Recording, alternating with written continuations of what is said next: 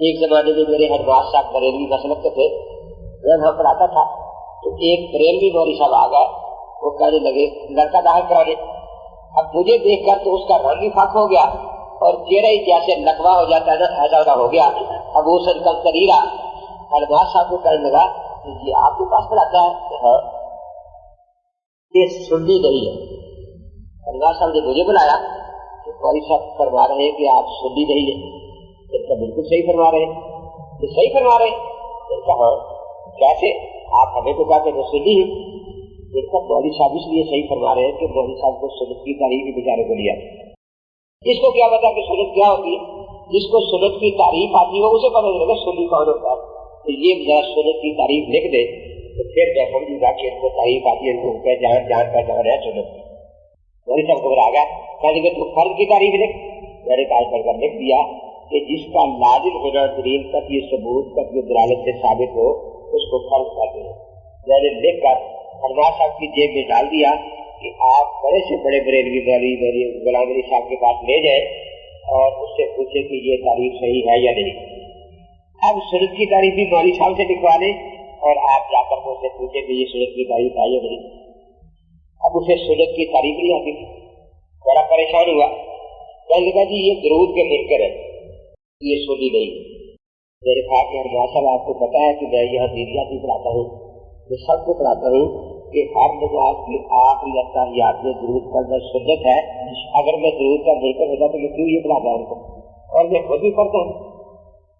ہم تو کہتے ہیں درود کا پڑھنا چاہیے، دیکھو وہاں پڑھتے ہیں۔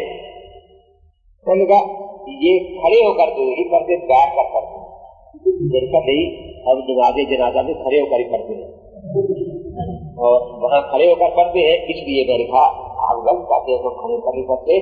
جہاں شریعت نے کھڑے ہو کر پڑھنے کا بتایا وہاں کھڑے ہو کر پڑھتے ہیں، اور جہاں شریعت نے بیٹھ کر پڑھنے کا بتایا وہاں بیٹھ کر پڑھتے ہیں۔ اس کے بعد وہ کہنے لگا کہ دیکھو جی یہ الصلاۃ والسلام علیک یا رسول اللہ نہیں پڑھتے۔ صاحب یہ بھی آپ نے غلط کہا۔ اللہ تعالیٰ ہر مسلمان کو توفیق دے، جب ہم روزہ پاک پر حاضر ہوتے ہیں تو یہی پڑھتے ہیں الصلاۃ والسلام علیک یا رسول اللہ۔ کہنے لگا جی یہاں نہیں پڑھتے، یہاں اس لیے ہم نہیں پڑھتے کیونکہ ہمارا وہاں داخلہ بند نہیں ہے۔ آپ لوگوں کا کیونکہ داخلہ وہاں بند ہو گیا ہے اس لیے آپ لوگوں نے یہاں پڑھنا شروع کر دیا۔ میں نے کہا جھگڑا درود کا نہیں ہے، دیکھو آیت میں آتا ہے صلو علیہ وسلم تسلیما، اس لیے ہر جگہ جب حضرت پاک کا مسلمان نام سنتے ہیں تو کرتے ہیں صلی اللہ علیہ وسلم۔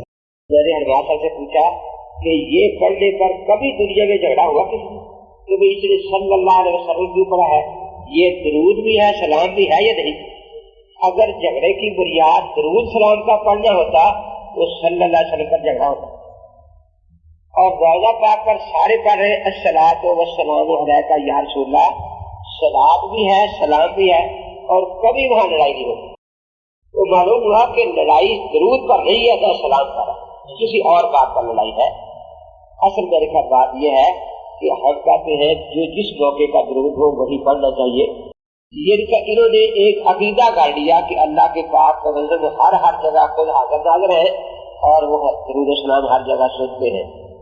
یہ عقیدہ اہل سنت والجماعت کی کسی کتاب میں درج نہیں ہے، جیسے ان کے اعمال فقہ حکیم میں نہیں آتے، ان کے عقائد بھی سنی عقائد کی کتابوں میں کہیں نہیں۔ اس لیے یہ عوام کو دھوکہ دیتے ہیں کہ کتاب کا سیگا پڑھنا دلیل ہوتی حاضر ناظر، حالانکہ خود یہ ایک قاعدہ بھی ان کا غلط ہے۔ دیکھو مولوی احمد رضا صاحب کے فتاوی میں کتنے خط ہیں جو کسی نے افریقہ والے کو لکھا ہے، کہیں برما والے کو لکھا ہے، کہیں کسی ملک والے کو خط لکھا مولوی احمد رضا نے، لیکن ان کو السلام علیکم خطاب کا سیگا لکھا ہے۔ تو کوئی بریلوی ہمیں نہیں کہتا کہ یہ سارے لوگ جن کو مولوی احمد رضا نے السلام علیکم خطاب کا سیگا لکھا ہے یہ سارے کے سارے ہر جگہ حاضر ناظر ہیں، اس لیے مولوی صاحب احمد رضا نے کو خطاب کا سیگا لکھا ہے۔ بات سیدھی ہے کہ جس طرح ہم آپس میں جب ملتے ہیں ایک دوسرے کو یہی کہتے ہیں السلام علیکم، اس وقت ہمارے ذہن میں ہوتا ہے کہ یہ ہمارا سلام خود سن رہا ہے، لیکن جب ہم خط میں لکھتے ہیں اگر ایک کتاب کا سیگا لکھتے ہیں لیکن ہمارا اس وقت عقیدہ یہی ہوتا ہے کہ جب خط اس کے سامنے پہنچ جائے گا ڈاکیا لے جائے گا تو اب یہ کتاب صحیح ہو جائے گا۔ اسی لیے हम जब यहाँ दुरूद सलाम करते हैं तो हम इसी अकीदे से पढ़ते हैं कि ये दुरूद सलाम हजरत को पहुंचा दिया जाएगा, और जब वहाँ रौजा पाक हाजिर होकर पढ़ते हैं तो इसी अकीदे से पढ़ते हैं कि हजरत पाक रौजा पाक में हयात है और वो बराह रास्त हमारा दुरूद पाक सुन रहे हैं, सलाम सुन रहे हैं।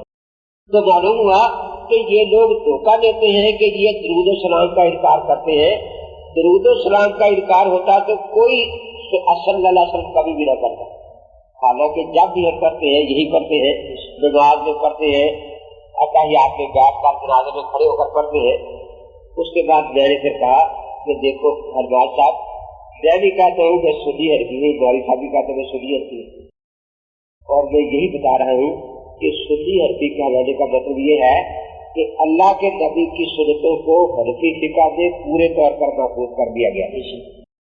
इतनी कामिल फिका है कि सुन्नत को गुजा एक हुआ भी जाय नहीं हुआ, वो मुझे नहीं हुआ। अब नमाज के आखिरी अताहियात में गौरी साहब भी दुरूद पढ़ते, मैं भी पढ़ता हूँ। इसका हुक्म अब सुन्नत है, ये दुरूद पढ़ना फिका नहीं दिखा सकता। गौरी साहब से पूछे आप 2 कम से 20 दिखाएंगे आप। जनाजे में दुरूद पढ़ते हैं, इसका हुक्म फिका हरफी में मौजूद है, लेकिन अजान से पहले जो ये दुरूद पढ़ते हैं उसका हुक्म ये फिका हरफी में हमें दिखा दे। फर्ज लिखा है, वाजिब लिखा है, सुन्नत लिखा है, ये हमें बता दे। हम सुन्नी अरबी हम आज उसी दर्जे में इसको पढ़ना शुरू कर दें। गौरी साहब कहते हैं कि फिका हरफी में इसका कोई हुक्म मौजूद नहीं है। मैंने कहा अब देखिए, अब अगर आप कुरान का नाम लेकर इसको साबित करें तो आप कुरान का झूठ बोलने वाले, क्योंकि फुकहा ने इसको साबित नहीं किया। अगर सुन्नत का नाम लेकर साबित करें तो आप झूठ बोलने वाले हैं।